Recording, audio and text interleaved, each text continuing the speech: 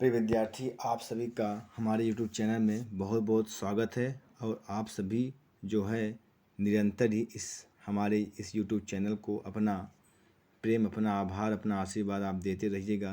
तो विद्यार्थी, आज का जो हमारी क्लास है वह कक्षा 10 वालों के लिए है और इसमें एक पाठ है जो है रसखान जी द्वारा रचित एक पद है ना, उसी के बारे में आज हम चर्चा करेंगे। और आप सभी लोग जो है जल्दी से जुड़ जाइए ताकि ये क्या है, हम आज इसको पूरा कर सकें।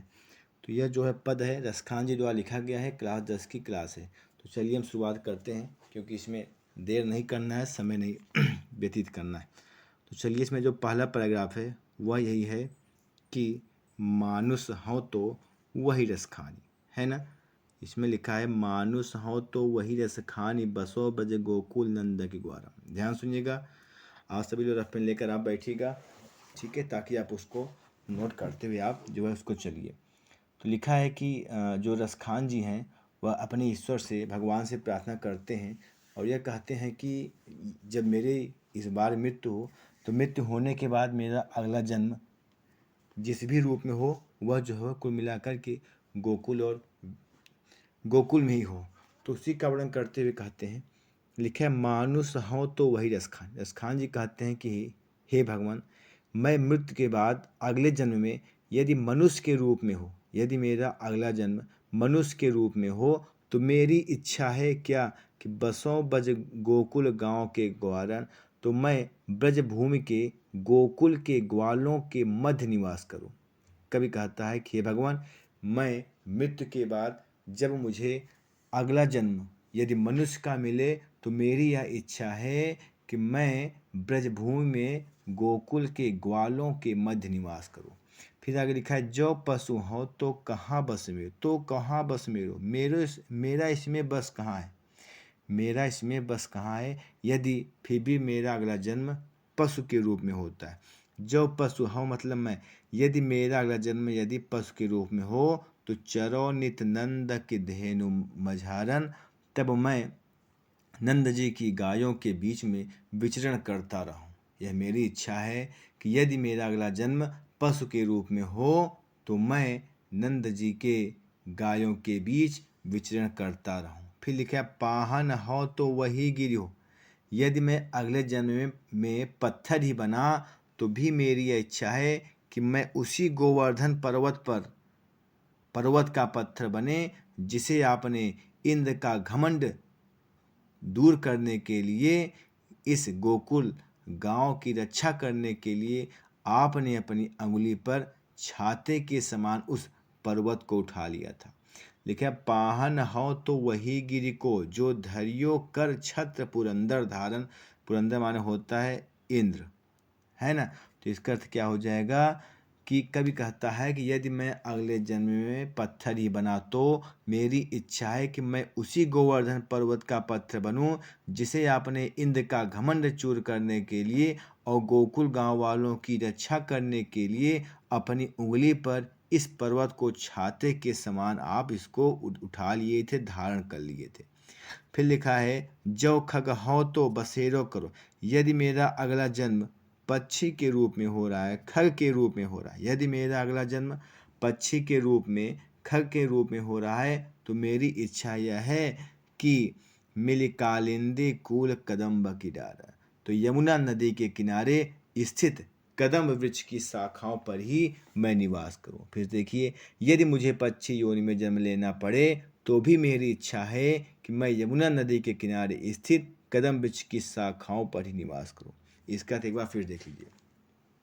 कभी कहता है कि प्रभु, मैं मृत्यु के बाद यदि अगले जन्म में मनुष्य के रूप में मेरा जन्म हो तो मेरी यह इच्छा है कि मैं ब्रजभूमि में गोकुल के ग्वालों के मध्य निवास करूं।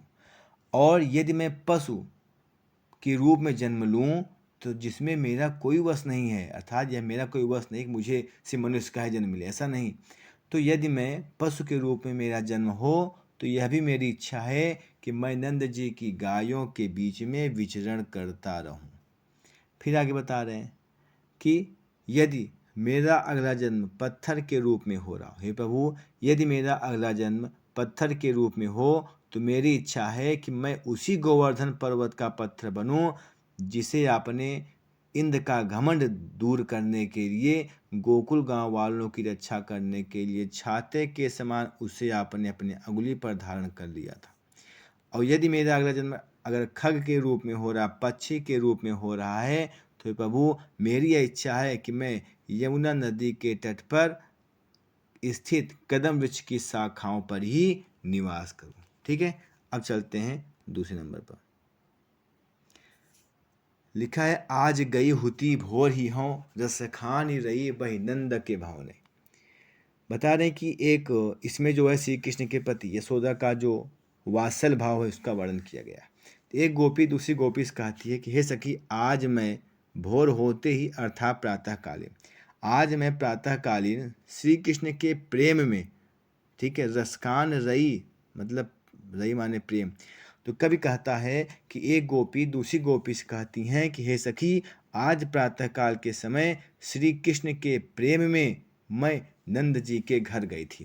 लिखा है नंद के भवन अर्थात नंद बाबा जी के घर। हे सखी, आज मैं प्रातःकालीन अर्थात भोर होते ही श्री कृष्ण के प्रेम में मग्न हुई, मैं नंद जी के घर जो है क्या है गई हुई थी। तब क्या हो रहा था वहाँ पर, वाको जियो जुग लाख करोड़, मेरी कामना है, मेरी इच्छा है कि उनका पुत्र श्री कृष्ण लाखों करोड़ों युगों तक जीवित रहे, लाखों करोड़ों वर्षों तक जीवित रहे, और जसोमति को सुख जात कहो नहीं, और यशोदा मैया के तो सुख का तो वर्णन ही नहीं किया जा सकता। मेरी इच्छा है कि उनका पुत्र श्री कृष्ण लाखों करोड़ों युगों तक जीवित रहे, और यशोदा के सुख के बारे में तो कुछ कहते ही नहीं बनता। और क्या लिखा है, तेल लगाए लगाए के अंजन, बता रहे हैं कि वे अपने पुत्र का श्रृंगार कर रही थी। वे श्री कृष्ण के शरीर में तेल लगाकर आंखों में काजल लगा रही थी। वे श्री कृष्ण के शरीर में तेल लगा करके मालिश करने के बाद आंखों में काजल लगा रही थी। अब भौहें बनाए बनाए डिठाओ नहीं, और उन्होंने उनकी सुंदर सी भौहें संवार कर बुरी नज़र से बचाने के लिए माथे पर टीका लगा दिया। उन्होंने उनकी सुंदर सी भौहें संवार कर बनाकर बुरी नज़र से बचाने के लिए माथे पर एक टीका लगा दिया। फिर आगे लिखा है, डारी हमेलन हार निहारत, फिर उनके गले में वे सोने का हार डाल करके और उनके रूप को निहारते हुए, उनके गले में सोने का हार पहना करके डाल करके बड़े ही एकटक उन्हें निहारने के बाद प्रेमवश में वे अपने पुत्र को पुचकारने लगती हैं। फिर इसका देखिए, एक गोपी दूसरी गोपी से कहती है कि हे सखी, आज प्रातःकाल के समय श्री कृष्ण के प्रेम में मग्न होकर मैं नंद बाबा जी के घर गई हुई थी। उनका पुत्र लाखों करोड़ों युगों तक जीवित रहे, और माता यशोदा के सुख का तो वर्णन किया ही नहीं जा सकता। वो माता अपने श्री कृष्ण के श्रृंगार में लगी हुई थी, और वे अपने श्री कृष्ण के तेल से मालिश करते करते उन्होंने आँखों में उनके काजल लगा दिए, और काजल लगाने के बाद उनके सुंदर सी भौहें बनाने के बाद नज़र से बचाने के लिए उनके मस्तक पर एक काला टीका लगा दिए, और गले में सोने का हार पहनाने के बाद बड़े ही एकटक रूप से वो श्री कृष्ण जी को देखते हुए बार बार पुत्र मोह में उन्हें पुचकारती हुई उन्हें दुलार रही हैं, उन्हें बुला रही हैं। चलिए अब चलते हैं आगे। तीसरा पैराग्राफ है, धूरी भरे अति शोभित श्याम, तैसी बनी सिर सुंदर चोटी। इस पद में कवि ने बालक श्री कृष्ण के बड़ा ही मनमोहक रूप से चित्रण किया है। श्री कृष्ण को देखकर एक गोपी अपने सखी से श्री कृष्ण के बारे में वर्णन करते हुए क्या कहती हैं, लिखा है, धूरी भरे अति शोभित श्यामजो, श्याम रंग के श्री कृष्ण जी धूल में सने हुए अत्यधिक शोभायमान हो रहे हैं। हे सखी, श्याम रंग के श्री कृष्ण जी धूल में सने हुए अत्यधिक सुशोभित हो रहे हैं, और तैसी बनी सी सुंदर चोटी, और वैसे ही उनके सिर पर उसी प्रकार से सुंदर चोटी भी बनी हुई है ना, वैसे ही उनके सिर पर सुंदर चोटी भी क्या है, सुशोभित हो रही है। फिर लिखा, खेलत खाते फिरे अगना, वो जो है खेलते हुए खाते हुए अपने आंगन में दौड़ रहे हैं, विचरण कर रहे हैं, और पग पैजनी बाजती, और उनके पैरों में जो पैजनी है, जो पायल है, वह क्या है, बज रही है। और पीली कछोटी, और वो पीले रंग के क्या है, वस्त्र पहने हुए, धोती पहने हुए। वे पीले रंग की छोटी सी धोती पहने हुए हैं, पीले रंग की छोटी सी वस्त्र पहने हुए हैं, उनके पैरों में पैजनी बज रही है।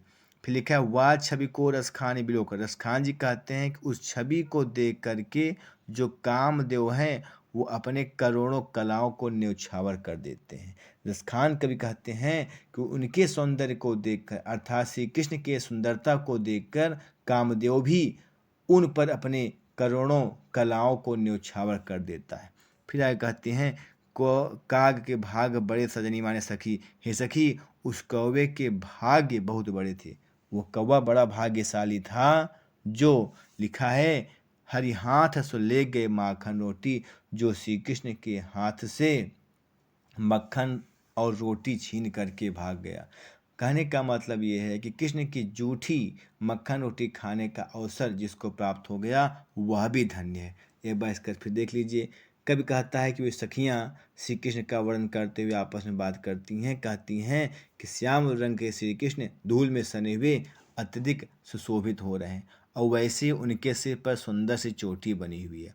वे खेलते हुए खाते हुए आंगन में फिर रहे हैं, विचरण कर रहे हैं। वो अपने पैर में जो पैजनी पहन रहे हैं वो बज रही है, और पीली कछोटी, और वह क्या पीले रंग के वस्त्र भी पहने हुए हैं। तो उस दृश्य को देख करके, उस सुंदरता को देख करके, उस छवि को देख करके कामदेव भी अपने करोड़ों कलाओं को न्यौछावर कर देगा। हे सखी, काग के भाग बड़े सजनी, या कौवे के जो भाग्य हैं, कौवे के तो बहुत बड़े भाग्य हैं जो श्री कृष्ण के हाथ से माखन रोटी लेकर के भाग गया था। तो प्रिय विद्यार्थी, ऐसे ही मैंने आपके लिए सूरदास पाठ डाला हुआ हूँ है न अपने यूट्यूब चैनल पर। विद्यार्थी, आप सभी उसे बड़े ध्यान से उसे आप देख लीजिएगा, आप उसे पढ़ लीजिएगा, ठीक है ना। ये हमारा सारा कार्य विद्यार्थी आपके लिए ही होता है न। चाहता तो मैं और कुछ भी करता, लेकिन मैंने सोचा कि आपके कहने पर मैंने क्या इस वीडियो को जो मैंने बनाया है ताकि आप इसे पढ़ो। देखिए अगला पैराग्राफ है, लिखा है जा दिन ते वह नंद का छोरा। इस पद में जो है ब्रज की गोपिकाओं पर श्री कृष्ण के मनमोहक प्रभाव का बड़ा ही मार्मिक चित्रण हुआ है, बड़ा ही सुंदर चित्रण हुआ है। तो क्या लिखा है, जा दिन ते वह नंद का छोरा। एक गोपी दूसरी गोपी से कहती है, हे सखी, जिस दिन से वह नंद बाबा का छोरा, अर्थात जिस दिन से वह नंद बाबा का बेटा या वनुधेनु चराई गई है, इस वन में गाय को चरा कर गया है। गोपियां कहती हैं, सखी, जिस दिन से नंद बाबा का बेटा इस वन में आकर गायों को चरा गया है, और मोहिनी ताननी, और अपनी मोहनी तान सुनाकर, और गोधन गावत, और गोधन नामक गीत गाते हुए, और बेनु बजाई रिझाई गए हों, वंशी बजाकर हम सबको रिझा गया है। फिर देखिए, गोपियां कहती हैं कि जिस दिन से नंद बाबा का बेटा इस वन में आकर गायों को चरा गया है, और अपनी मोहिनी तान सुनाते हुए, वंशी को बजाते हुए, गोधन गीत गाते हुए हम सबको जो रिझा गया है, वह दिन सो उस दिन से जैसे कुछ जादू टोना सा हो गया। उस दिन से जैसा कोई जादू टोना सा हो गया है कि रसखान हिये में समाये गए हैं। रसखान जी कहते हैं ऐसा लगता है कि जो श्री कृष्ण जी हैं वह हमारे हृदय में पूर्ण रूप से बस गए हैं। कौन काहू की कानी करे, अर्थात अब कोई भी गोपी किसी की मर्यादा का पालन नहीं करती, अर्थात उन्हें अपनी लज्जा और संकोच उन्होंने सब कुछ त्याग दिया, और ऐसा मालूम पड़ता है कि सिगरो ब्रज वीर बिकायु गए हैं, कि संपूर्ण ब्रज उस कृष्ण के हाथों में बिक गया हो। अर्थात जो संपूर्ण जो ब्रज है वह मानो श्री कृष्ण के हाथ में बिक गया है। कौन काहों की कान करे, क्योंकि जो गोपिका हैं उनके अंदर कोई शील या संकोच अब नहीं है। फिर इसका देख लीजिए एक बार। कवि कहता है कि जिस दिन से वह नंद बाबा का बेटा इस वन में आकर गायों को चरा गया है, तथा अपनी मोहिनी तान सुनाकर और वंशी बजाकर और गोधन नामक गीत गाते हुए हम सबको जो प्रसन्न कर दिया है, ऐसा जान पड़ता है उस दिन से कि जैसे वह कोई जादू टोना करके हम सबके मन में बस गया है, हम सबके हृदय में बस गया है। इसलिए अब कोई भी गोपी किसी की मर्यादा का पालन नहीं करती, अर्थात लोक लज्जा का त्याग कर दिया है। ऐसा मालूम पड़ता है कि संपूर्ण ब्रज क्या है, उस श्री कृष्ण के हाथों में बिक गया हो। ठीक है, अब अगला पैराग्राफ चलते हैं।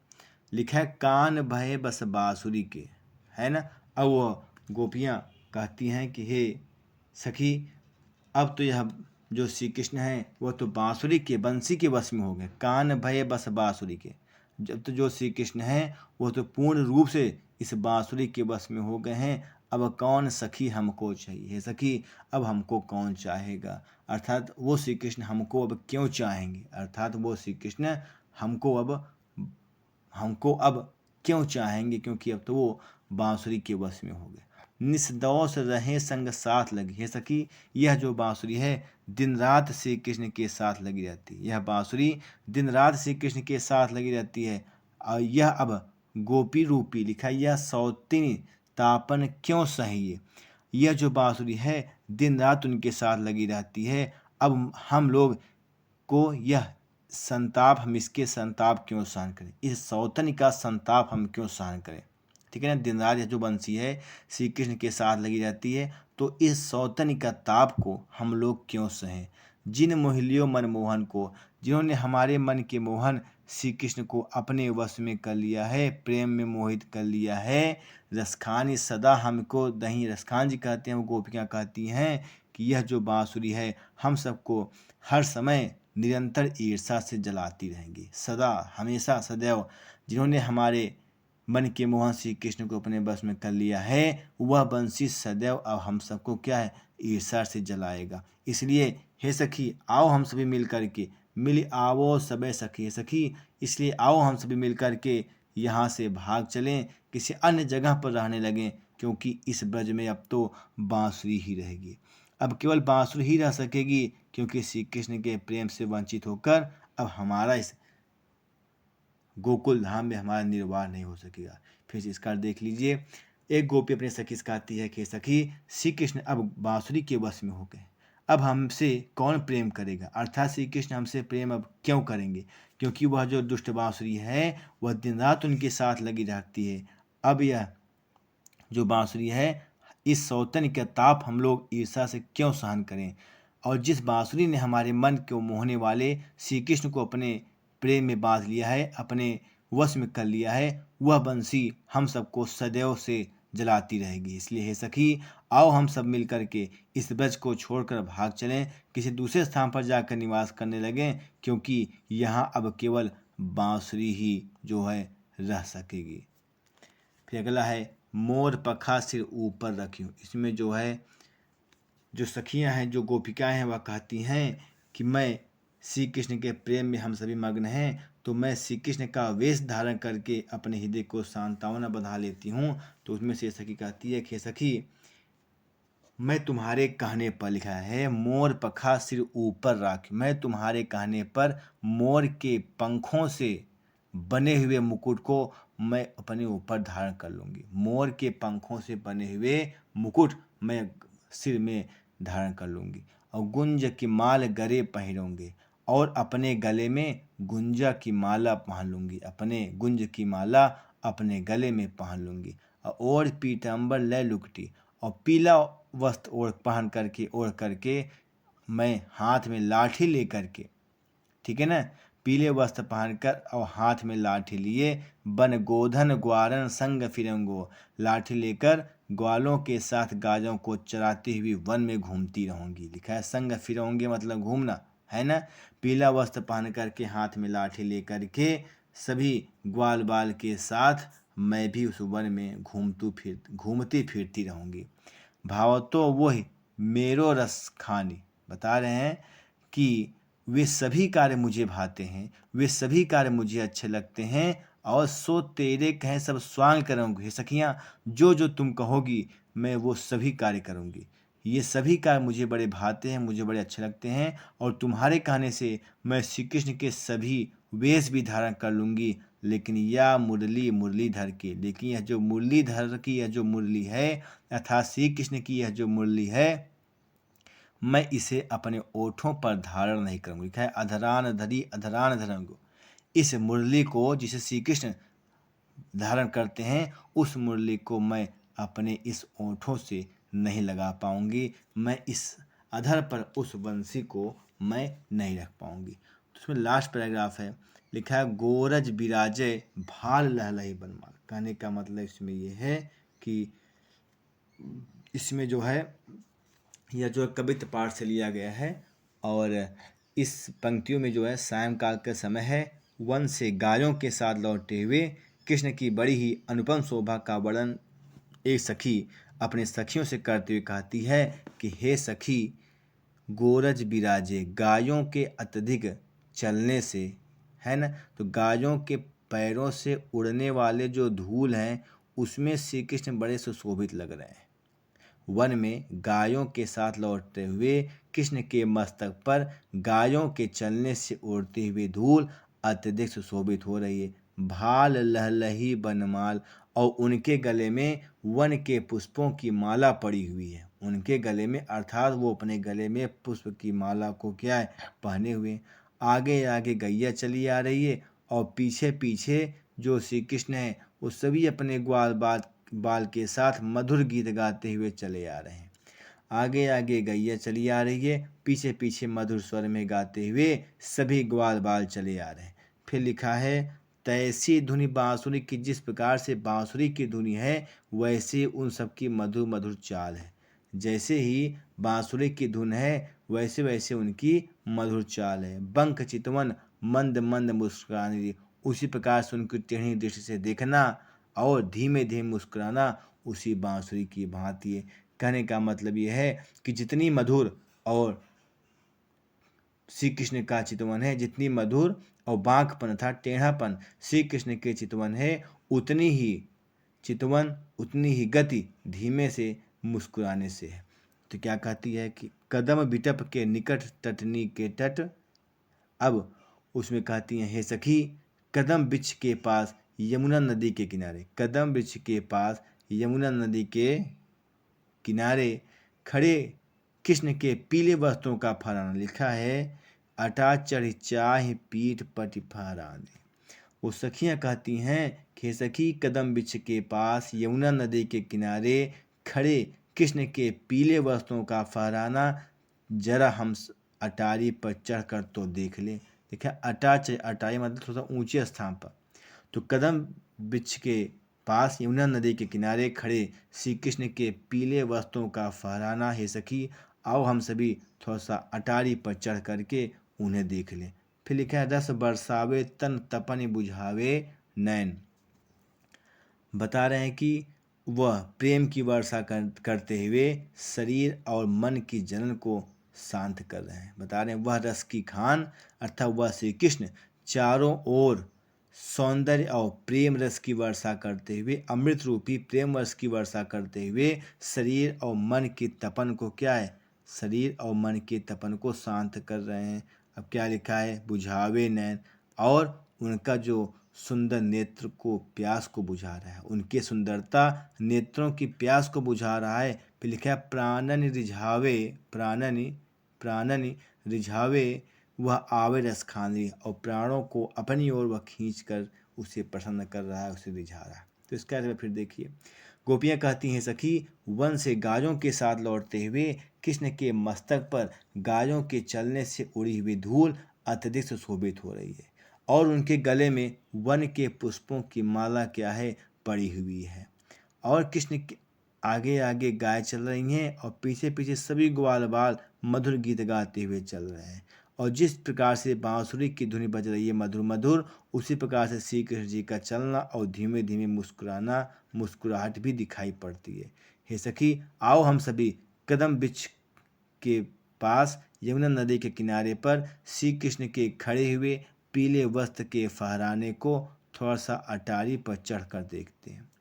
तो श्री कृष्ण की जो सुंदरता है वह श्री कृष्ण अमृतरूपी रस का वर्षा करते हुए, अमृतरूपी रस बरसाते हुए वे हमारे शरीर के तपन को बुझा रहे हैं और उनकी सुंदरता हमारे नेत्रों के प्यास को बुझा रहा है और जो है प्राणों को अपनी ओर खींच कर मुझे प्रसन्न कर रहा है। प्राणन रिझावे, और प्राणों को खींच करके वह जो है अपनी ओर खींच रहा है। इस प्रकार से प्रिय विद्यार्थियों यशखान जी द्वारा रचित जो है यह जो पद जो पाठ है यह बिल्कुल आज के डेट में क्या हुआ समाप्त हो रहा है। तो इससे प्रिय विद्यार्थियों, आज से भी जो इसका बड़ा ही गहन रूप से आप इनका अध्ययन करना, और अध्ययन करने बाद यह वीडियो आपको कैसा लगा आप कमेंट में जो बताना, क्योंकि आज से पढ़ने बाद कमेंट नहीं करते हो और लाइक भी नहीं करते। पता है व्यूज बहुत आते हैं और लाइक जो है होता ही नहीं। तो जितना पढ़ रहे हो आप उतना लाइक कर दो, अपने दोस्तों को भी शेयर कर दीजिएगा और आप सब्सक्राइब कर दीजिएगा।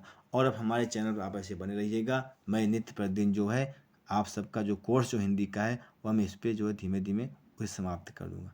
ठीक है प्रिय विद्यार्थी, इस प्रकार से आप सभी का बहुत बहुत धन्यवाद।